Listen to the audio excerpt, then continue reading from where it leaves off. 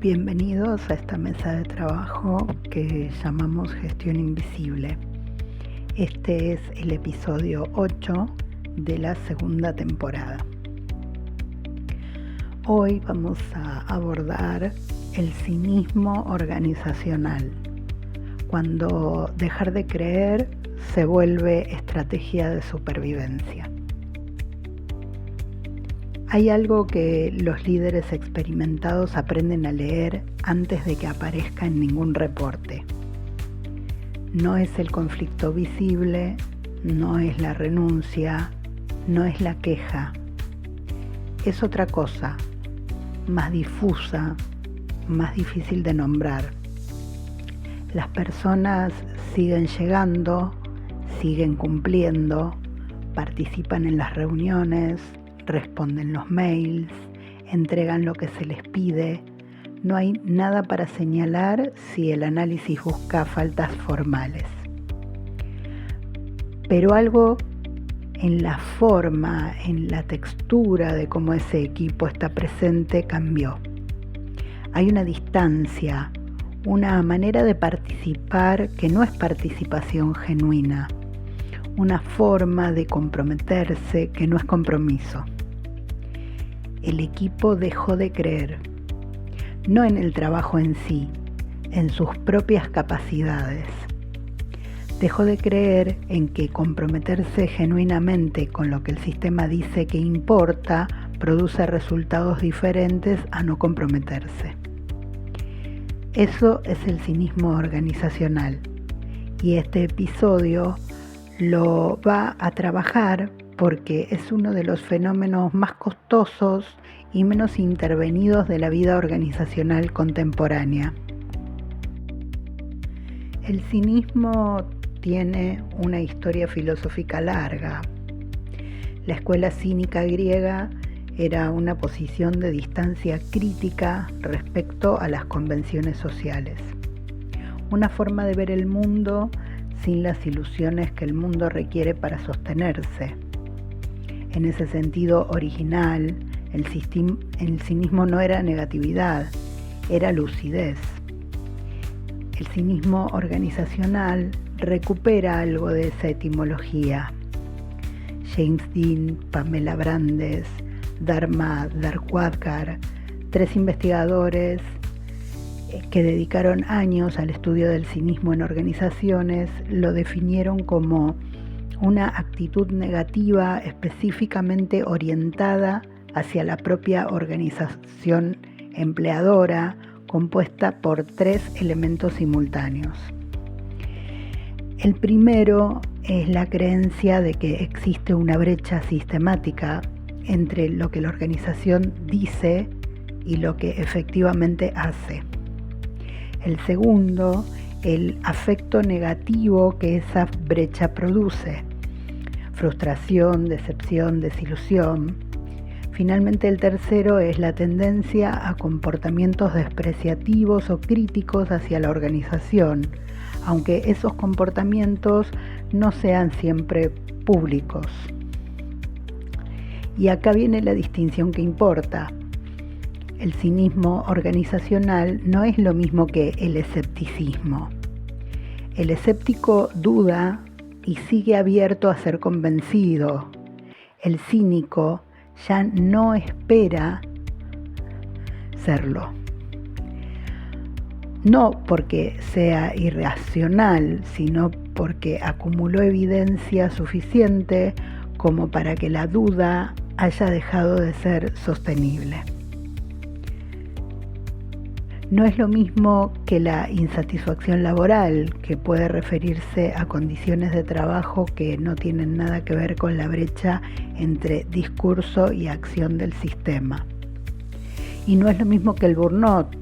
Esa distinción la vamos a trabajar en detalle más adelante, porque es la que más frecuentemente produce intervenciones incorrectas.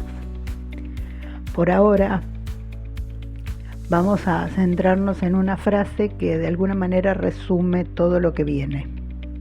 El equipo cínico no perdió la vocación, perdió la evidencia de que comprometerse tiene sentido. Esa distinción cambia completamente lo que hay que hacer con el problema. Lynn Anderson, investigadora del cinismo organizacional, identificó algo que parece obvio una vez que se dice, pero que las organizaciones raramente reconocen. El cinismo no es el estado inicial de quien llega a una organización. Es el estado final de quien llegó creyendo, invirtió, se comprometió y experimentó de forma repetida que esa inversión no producía lo que el sistema prometía. El punto de partida del cinismo es el compromiso genuino.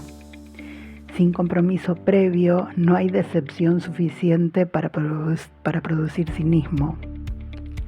Anderson identificó 3 fuentes principales de ese aprendizaje decepcionado. La primera es la violación de expectativas. Las organizaciones generan expectativas en los valores declarados, en las promesas del onboarding, en las comunicaciones internas, en los rituales culturales. Cuando esas expectativas se violan de forma consistente, cuando la brecha entre lo prometido y lo entregado se vuelve un patrón, el sistema enseña que sus promesas no son fiables. La segunda es la experiencia repetida de inequidad. Cuando las personas observan que el esfuerzo y el resultado no están relacionados, que quien trabaja más no progresa más, que quien se compromete puede ser sancionado mientras quien no se compromete no experimenta consecuencias, la respuesta adaptativa es reducir la inversión. Eso no es irracionalidad, es lógica. La tercera es la percepción de hipocresía institucional, cuando el sistema dice una cosa y hace otra, cuando los valores en la pared no tienen correspondencia con las decisiones que se toman, cuando los líderes enuncian principios que no practican, cuando el discurso institucional no describe la realidad operativa del sistema. Esas 3 fuentes no son independientes, se acumulan.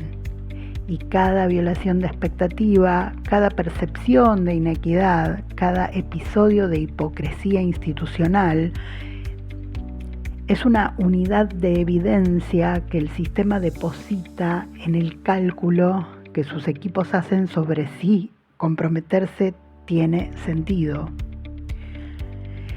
El cinismo es el resultado lógico de aprender que el sistema miente. No siempre con intención, pero con consistencia suficiente como para que el aprendizaje sea indistinguible de la mentira intencional. Existe una lectura del cinismo organizacional que lo convierte en problema de actitud,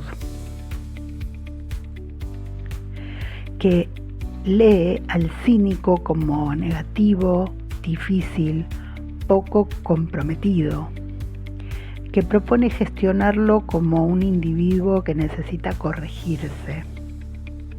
Esa lectura es conveniente para el sistema que produjo el cinismo, porque desplaza el análisis del sistema a la persona. Una lectura más precisa reconoce algo diferente. El cinismo organizacional, en la mayoría de los casos, es una estrategia de supervivencia adaptativa. Cuando alguien aprende que comprometerse tiene costo, que señalar los problemas produce consecuencias negativas, que involucrarse emocionalmente resulta en agotamiento sin recompensa, que creer en las promesas del sistema implica exposición a decepciones repetidas, la respuesta funcional es reducir la exposición. Robert Kanter y Barry Mirvies, en su investigación sobre el trabajador cínico norteamericano, documentaron algo que resulta contraintuitivo para muchas conducciones. Las personas más cínicas no son las menos competentes ni las menos involucradas con su trabajo en sí. son frecuentemente las que tuvieron el mayor compromiso inicial y la mayor cantidad de decepciones acumuladas. El cinismo es una cicatriz del compromiso anterior, no su ausencia. Esa lectura cambia completamente el análisis. Un equipo cínico no es un equipo roto. Es un equipo que aprendió a protegerse, y la pregunta relevante no es cómo corregir su actitud, es qué produjo ese aprendizaje. Fania Naus y sus colaboradores identificaron algo adicional. El cinismo tiene una función de regulación emocional específica. Protege al individuo de la decepción futura. Si ya no esperas nada del sistema, el sistema no puede decepcionarte. Esa protección tiene un costo, en energía invertida, en calidad del trabajo, en posibilidades de colaboración genuina, pero desde la perspectiva de quien la ejerce, ese costo es menor que el costo de volver a comprometerse y volver a ser defraudado. El cínico no es el problema, es la evidencia de un problema, y mientras el sistema lo trate como problema, el problema que lo produce sigue sin nombre.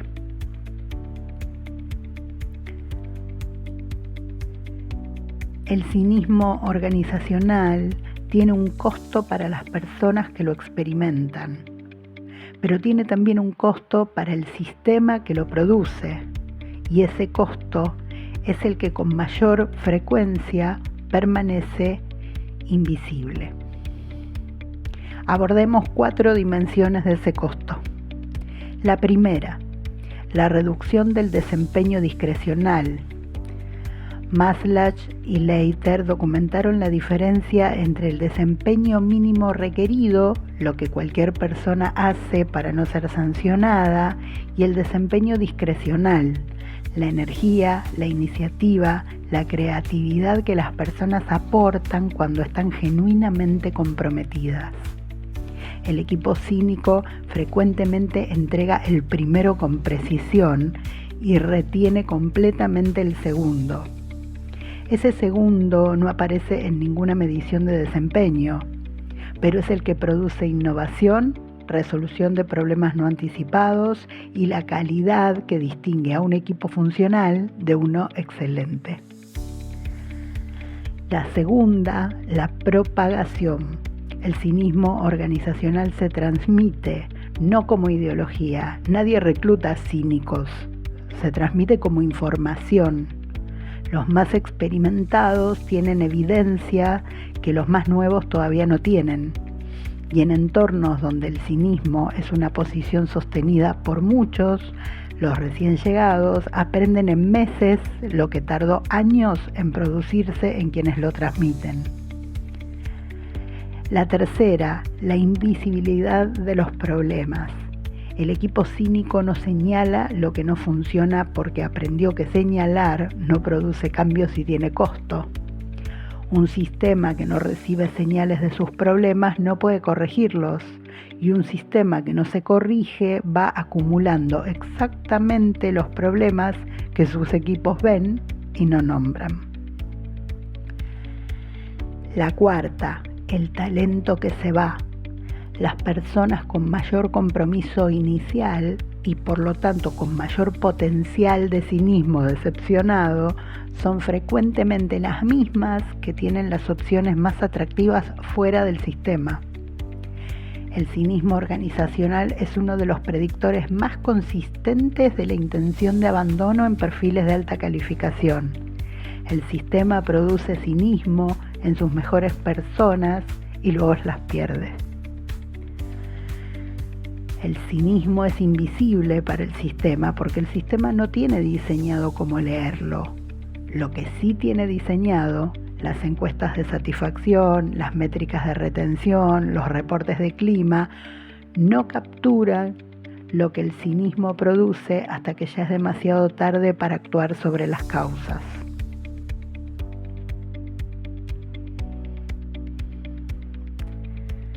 El análisis del cinismo organizacional frecuentemente se enfoca en los equipos, en las personas sin poder formal, en quienes experimentan las consecuencias de las decisiones sin participar en ellas. Hay una dimensión del cinismo que ese análisis prácticamente deja de nombrar: el cinismo de la conducción. Los líderes organizacionales no son inmunes al mecanismo que produce el cinismo. También experimentan brechas entre lo que el sistema dice y lo que hace. También enfrentan presiones para declarar compromisos que luego no pueden cumplirse. También aprenden en muchos casos que ciertos principios que se enuncian no son operativos, que son narrativa no política. Pero el cinismo de la conducción tiene una particularidad que lo hace más costoso que el cinismo de los equipos. El conductor cínico tiene poder para implementar las promesas que enuncia. Y cuando enuncia promesas sin creer en ellas, cuando comunica valores que sabe que no van a sostenerse, cuando lanza iniciativas que anticipa que van a abandonarse, cuando declara compromisos que no tienen sustento real, está produciendo activamente la evidencia que construye el cinismo de sus equipos. Robert Shackle, en su estudio de la burocracia corporativa norteamericana, lo documentó con precisión. Los ejecutivos de nivel medio aprenden a sobrevivir en las organizaciones desarrollando una distancia específica entre lo que creen y lo que dicen. Aprenden a enunciar los valores de la organización con la convicción suficiente para ser creíbles, sin que esa convicción implique compromiso real.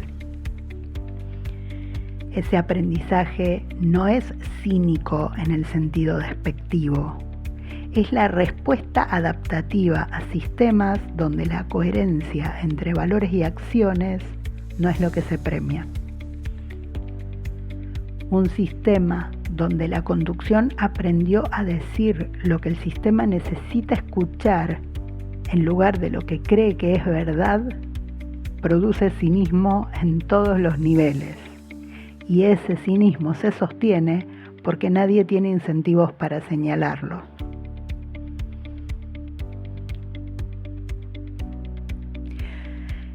En el episodio 6 de esta temporada trabajamos la cultura del silencio organizacional, el mecanismo por el cual los sistemas producen las condiciones para que cierta información no circule. Este episodio introduce una conexión que ese análisis no nombró explícitamente, pero que es estructural. El cinismo organizacional y el silencio organizacional se producen y se sostienen mutuamente. El equipo cínico no habla porque aprendió que hablar no produce cambios y que en muchos casos tiene costo. Ese silencio le devuelve al sistema la señal de que todo está bien. El sistema interpreta la ausencia de señales de problemas como confirmación de que no hay problemas y continúa operando de la forma que produce el cinismo, porque no recibe la información de que esa forma de operar tiene consecuencias. Carl Weick lo llamó el colapso del sense-making, la capacidad del sistema para construir sentido colectivo de lo que le está ocurriendo. Un sistema donde el cinismo bloquea el habla y el silencio perpetúa el cinismo. Es un sistema que progresivamente pierde la capacidad de verse a sí mismo con precisión. La espiral tiene una dirección predecible. En ausencia de señales de deterioro, el sistema no interviene. El deterioro continúa. Las personas con más opciones se van, las que se quedan tienen menos razones para comprometerse. El cinismo se consolida en la cultura, deja de ser una posición individual para convertirse en el clima de base del sistema. Cuando ese punto se alcanza, La intervención no puede ser incremental, requiere reconocimiento explícito del daño producido, evidencia real de que algo cambió y tiempo suficiente para que esa evidencia se acumule. Los tres son escasos en organizaciones que no tienen diseñada ninguna forma de procesar lo que el cinismo les costó.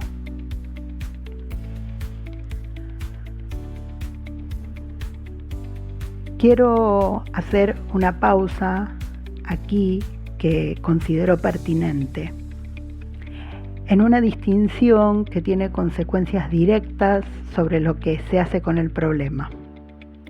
El cinismo organizacional y el burnout comparten superficialmente algunas manifestaciones.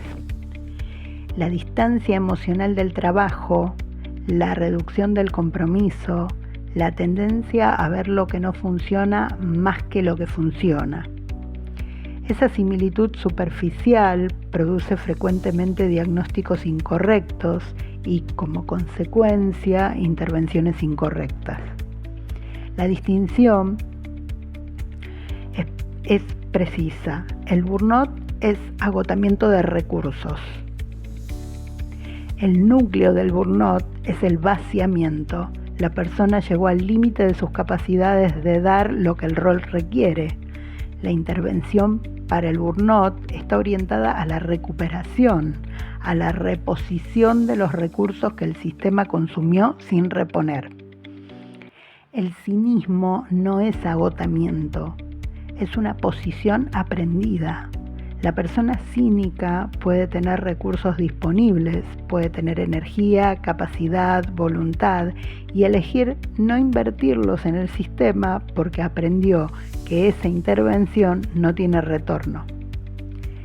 La intervención para el cinismo no es la recuperación, es la reparación de la relación de confianza entre la persona y el sistema. Esa reparación es cualitativamente más difícil que la recuperación. La recuperación requiere condiciones: tiempo, descanso, reducción de la demanda. La reparación de la confianza requiere evidencia nueva que contradiga el aprendizaje que produjo el cinismo. Y esa evidencia tiene que ser coherente en el tiempo, no un gesto aislado, no una iniciativa de engagement que se abandona a los 3 meses, sino un patrón sostenido. El cinismo que se trató como burnout no mejora con descanso, vuelve con la misma persona más descansada y con la misma distancia intacta. El burnout que se trató como cinismo, con intervenciones de cultura y valores, no mejora porque el problema no era de confianza, sino de recursos. Distinguir los dos es la condición para intervenir de forma que se produzca algo diferente.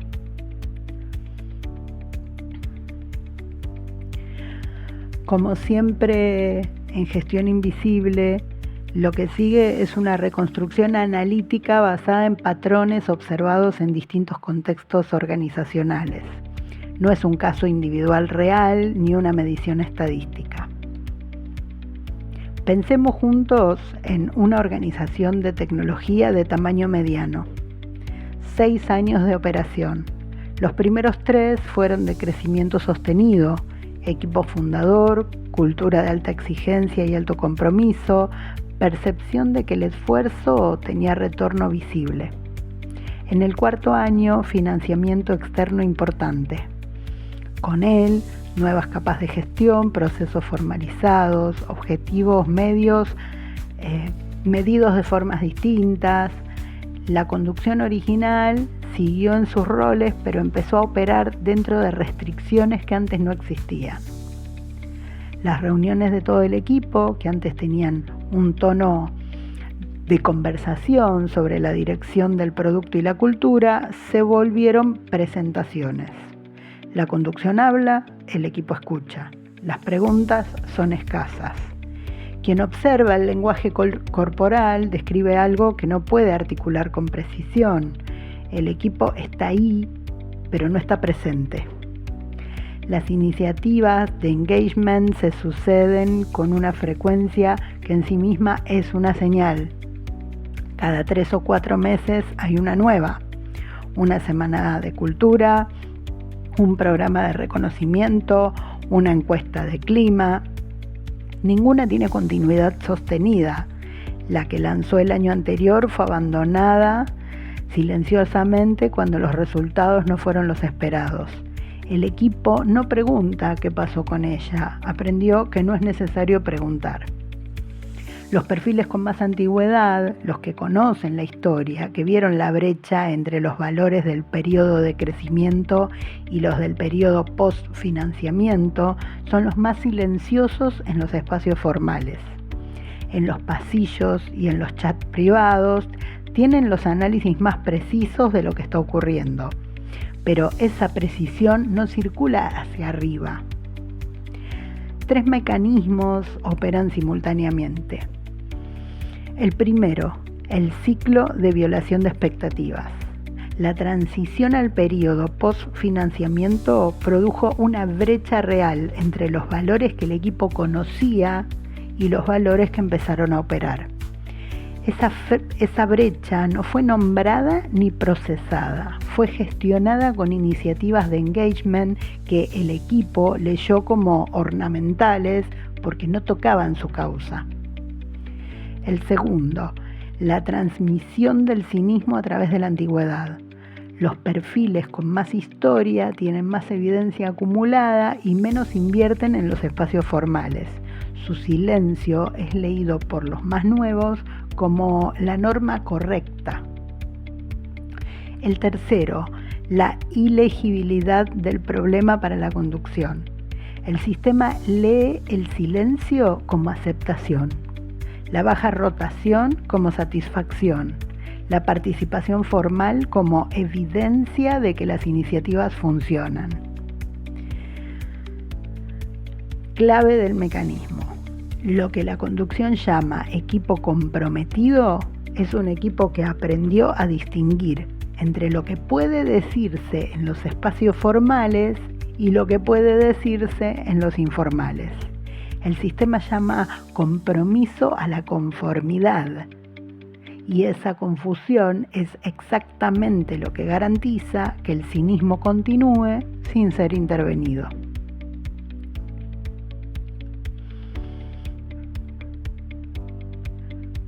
Vamos a pensar en una manera de generar algún cambio en esto. Para la conducción, primero revisar la historia de iniciativas de compromiso y cultura de los últimos 3 años. ¿Cuántas tuvieron continuidad sostenida? ¿Cuántas fueron abandonadas sin comunicación explícita? Cada iniciativa abandonada silenciosamente es una unidad de evidencia que le enseña al equipo que las promesas del sistema no son fiables.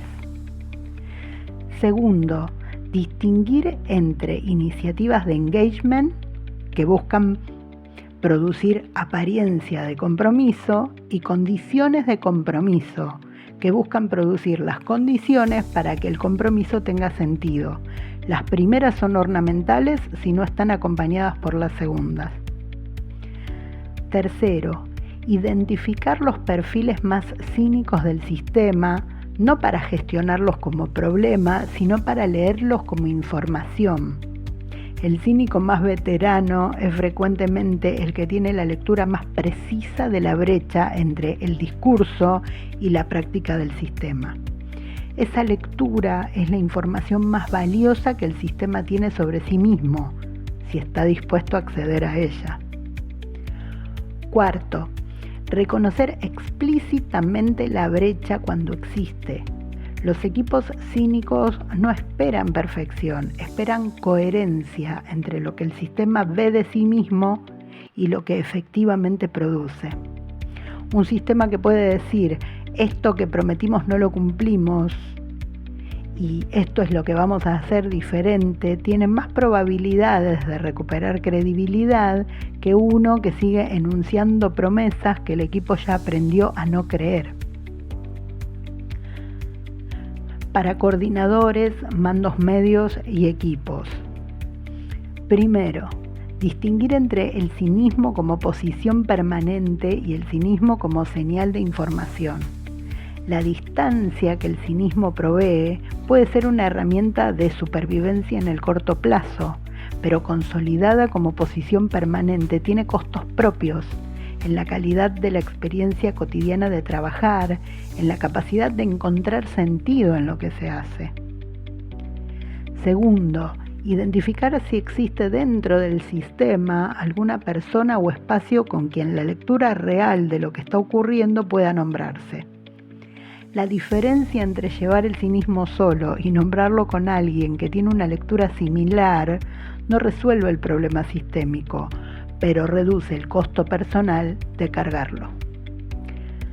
Tercero, separar el juicio sobre el sistema del juicio sobre el trabajo propio. El cinismo hacia la organización no tiene por qué implicar cinismo hacia la calidad de lo que se produce.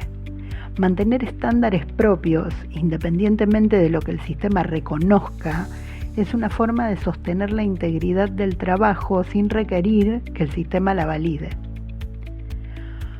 Cuarto, si el cinismo llegó al punto de impedir completamente el acceso a lo que en algún momento dio sentido al trabajo, esa es información sobre el nivel de deterioro de la relación con la organización. Y puede ser el momento de evaluar si esa relación tiene condiciones de recuperación. Hay una forma de gestionar el cinismo organizacional que es en sí misma cínica. Es la forma que trata el cinismo como problema de actitud individual, que identifica a los cínicos como negativos, difíciles, poco comprometidos, que lanza iniciativas de cultura para reencantarlos sin tocar las condiciones que los decepcionaron. Esa gestión no resuelve el cinismo, lo profundiza. Le enseña al equipo que el sistema no puede ver la diferencia entre el compromiso real y su simulacro, y que lo que premia no es el primero sino el segundo. Un sistema que premia la performance del compromiso por sobre el compromiso real no está construyendo cultura, está construyendo cinismo con mejor apariencia. Los equipos que recuperan la confianza en su sistema no lo hacen porque el sistema lanzó una nueva iniciativa de engagement. Lo hacen porque el sistema hizo algo que contradijo el patrón que el equipo había aprendido. Algo concreto, observable, sostenido en el tiempo. Esa es la condición para que algo cambie. No el discurso sobre el cambio, sino el cambio en sí. Con la consistencia suficiente para que el equipo, que aprendió a no creer, aprenda que esta vez es diferente. Ese aprendizaje lleva tiempo, más tiempo del que tardó en producirse el cinismo, porque la desconfianza es más fácil de construir que la confianza. Pero el punto de partida es siempre el mismo. El sistema que puede verse en el espejo con la precisión suficiente para nombrar lo que produjo, ya está haciendo algo distinto de lo que lo produjo. El cinismo no es el final de la historia, es la señal de que algo terminó de una forma que no debería haber terminado así. Y esa señal, incómoda, resistida, invisible en la mayoría de los reportes, es la información más valiosa que el sistema tiene sobre sí mismo, si está dispuesto a leerla.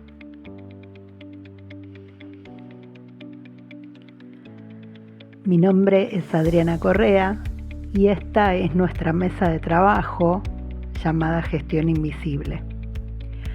En el próximo episodio vamos a trabajar sobre sistemas nerviosos en hipervigilancia, ¿Qué ocurre en el cuerpo cuando el entorno de trabajo se convierte en un entorno percibido como permanentemente amenazante? ¿Y qué produce eso en quienes operan en esas condiciones? Si este episodio resonó con algo que estás viviendo en tu organización, tenemos nuestras guías, nuestros talleres disponibles en nuestra tienda. El link está en las notas del episodio. Este artículo completo, con el marco teórico desarrollado, lo podés encontrar en nuestro espacio blog de Gestión Invisible. Nos escuchamos en el próximo episodio. Hasta entonces.